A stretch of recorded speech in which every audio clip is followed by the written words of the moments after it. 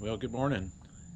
As you can see, it's dark 30 out here. It's actually 6 a.m. on a Tuesday morning, and we are getting ready to leave on our long anticipated Alaska cruise vacation. And this morning we were waiting for a car service to come pick us up and take us to the airport, and we have a 8:56 a.m. flight to Seattle. So we're looking forward to it and happy that you guys can come along.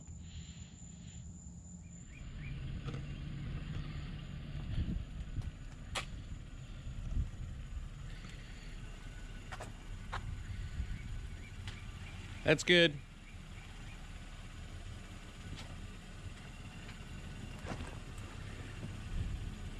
Hey, brother, I'm going to make you famous. You're going to be on YouTube. How we doing this morning? Bright-eyed and bushy-tailed for 3.5 hours of sleep. We were so keyed up last night. At 2 o'clock was the last time I looked. Here's your... So, threw a little something in there for you, too. Okay, buddy? Yeah, man. Brand new suitcases. First trip they've made. You know what? I am almost 68 years old. I have never gone away for 2 weeks. Oh, yeah? I've taken, plenty of 7-day vacations, so I wasn't sure I had enough clothes for all that. All right, let me go get my... When we got to the airport, the curbside baggage check was closed, so we dragged all that luggage in and got in line. And we waited, and eventually, when we had made it to the front of the line, we turned around and told the young lady behind us, who was a sailor in uniform carrying 2 huge duffel bags, to go ahead. And then we stood there and we watched the American ticket agent turn her away and send her to another long line because she didn't have a first-class ticket. So to that, I'd just like to say shame on that ticket agent and shame on American Airlines. I think that if anybody deserves special treatment, it's our American servicemen and women. We got lucky. It was a beautiful day to fly, and the weather was clear all the way across the country. On this first leg of the trip, we're on our way to Dallas-Fort Worth, where we're going to change planes. Tracy can be a little anxious about flying, particularly if the weather's bad, so she usually asks me to sit in the window seat, and she sits in the aisle and really doesn't look out the window. But on the next segment of our flight from Dallas to Seattle, I convinced her to sit by the window. I knew she'd get some beautiful views, and she did get to see the Rockies and the Great Salt Lake, some canyons, and some other beautiful scenery.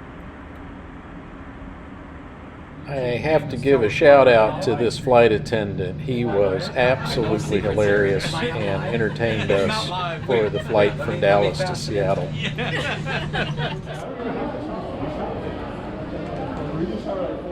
No water? All right, so we are checking into the Marriott Waterfront, and they upgraded us to a king corner room. And look at this. What do you think? It's so pretty. Look at this Nice view. balcony overlooking everything. Step out here and don't. It's a little dirty. Oh my goodness. And that literally is the cruise terminal right there. So across the street right there. Yeah. Seattle is known for its damp and cool weather. However, the day we arrived, it was 90 and sunny, and so we decided that rather than sit around the hotel, we'd get our walking shoes on and go explore downtown.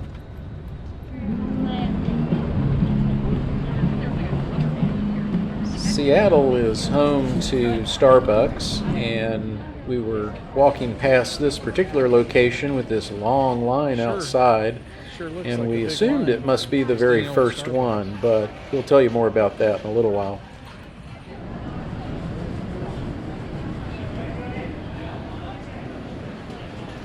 Here it is.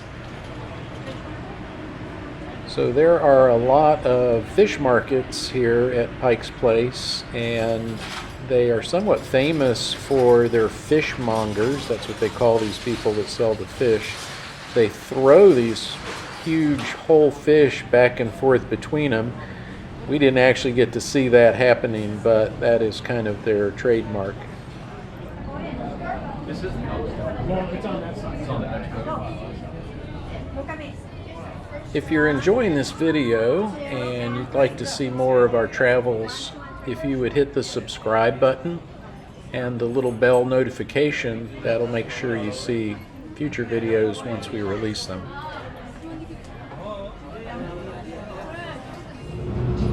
We were starting to get hungry, so we decided to stop at Mr. Fish for dinner. This is just on the outskirts of the Pike's Place Market, and the food was really good. The best part was the clam chowder and the bread bowl. Thoroughly enjoyed that.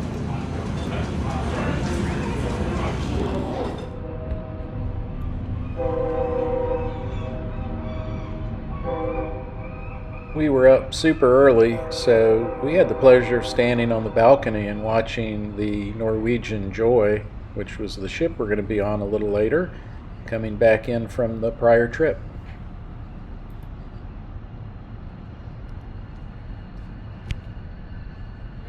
Yeah.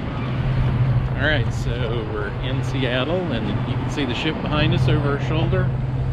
It's 7 in the morning. It's in the 60s. Feels great, and we were out for a brisk walk. We still have several hours before we can get on the ship. Yeah, we woke up at 3. I woke up at 3:45. Which was 6:45 back home. Didn't get out of bed till 5:30? I don't know. Yeah, 5:30.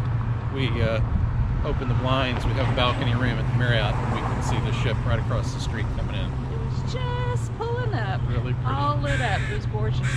All right, so stick around. From the outside, the Seattle Aquarium looked really nice, and that building on the right is a brand new section of it that apparently has just been opened recently.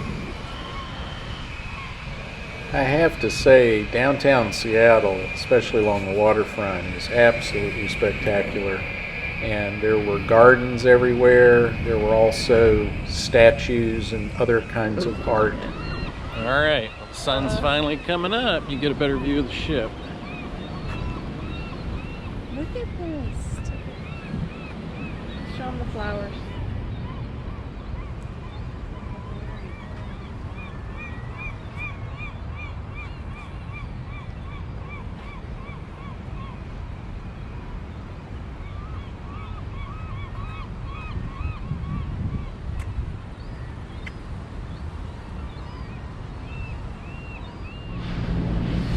We went back to Pike's Place Market, and a lot of things weren't open yet, but it made it kind of nice. It wasn't crowded, wasn't real loud, so we got an opportunity to go through and kind of see all the different merchants getting set up for the day.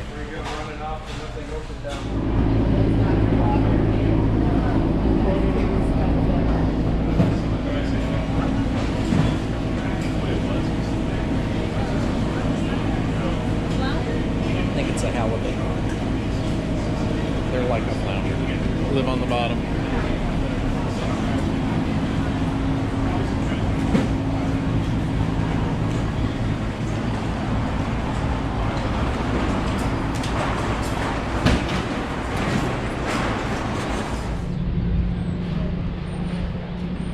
How would you like to be this guy and work in an aquarium where you get to be stared at by tourists all day long while you're making cheese?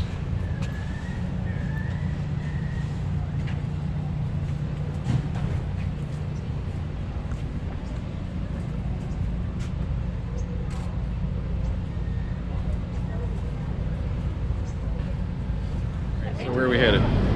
I think we're headed to the original Starbucks. The very first Starbucks ever. I only think that because there was a long line of people trying to get in here yesterday. Yeah. And it looks pretty old. We're at Pike's Peak, or Pike's Place Market. Yeah. And can you show them? Yep. We're walking up to it. It looks pretty original. We actually discovered on the cruise and talking to some folks that were from Seattle that this is not the first Starbucks. It is, however, the oldest, as the first one, which was located a couple of blocks away, closed in 1976 when the landlord wanted to demolish the building. So they moved from there to this location.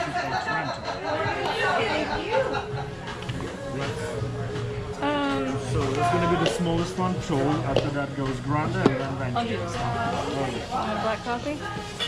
Yeah. Where is your cup? This one. This one. This one? Grande?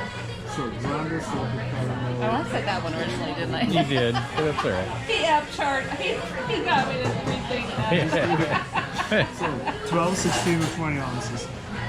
12. So Now you're speaking my language. Yeah. I have been to Starbucks. I've been hot regular. all right. And then I just want a small black coffee. I can do Pike. We didn't buy any of the Starbucks swag, but man, they had a lot of it. Not just coffee, but cups and shirts and hats and all sorts of stuff.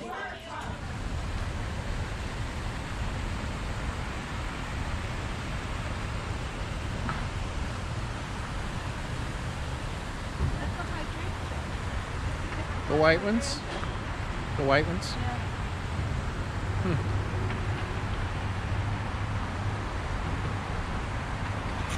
I have to admit I was really impressed with Seattle. Not only is it a pretty city on the water and clean, but they have a very modern mass transit system that runs from the suburbs and the airport to downtown.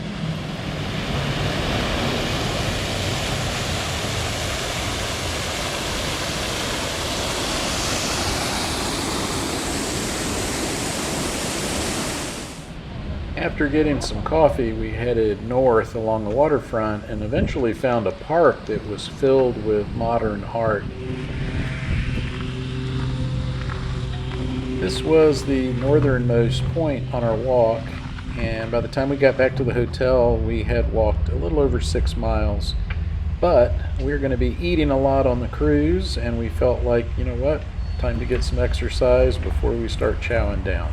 So anyway, stick around, come back for the next video, and we'll share our adventures on the Norwegian Joy. But for now, we're going to say goodbye, and thanks again for sticking around.